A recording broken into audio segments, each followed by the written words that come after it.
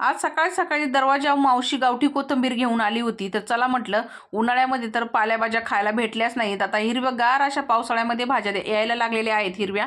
तर मग काय, 2 जुडी कोथिंबीर घेतली आणि स्वच्छ साफ करून, स्वच्छ धुवून, बारीक चिरून घेतली जरा भांड्यामध्ये काढून घेतली आणि त्यामध्ये एक मोठी वाटी बेसन पीठ, एक अर्धी वाटी इथं मी तांदळाचं पीठ घेतलेलं आहे, मिक्स करून घ्यायचं चांगलं. त्यामध्ये सफेद तीळ, थोडंसं हळद टाकायची आणि वाटलेलं जी मिरचीचं वाटण आहे त्याच्यामध्ये टाकून मस्त असा एक गोळा तयार करून घेतला. अशा हाताने ओळकुट्या तयार करून घेतल्या. साईडला पाणी उकळत ठेवलं होतं, त्यावरती चाळण ठेवून त्याच्यामध्ये मी त्या वड्या टाकून घेतल्या चांगल्या आणि वाफळून घेतल्या चांगल्या शिजून. आता थंड करून वड्या कट करून घेतल्या. तुमच्या आवडीनुसार तुम्ही कट करू शकता. मी अशा पद्धतीने केलेल्या आहेत. आता इथं तेल गरम करून मी डीप फ्राय केलेले आहेत. स्लो गॅसवरती आलटीपलटी करून मस्त क्रिस्पी कुरकुरीत वडी फ्राय करून घेतली.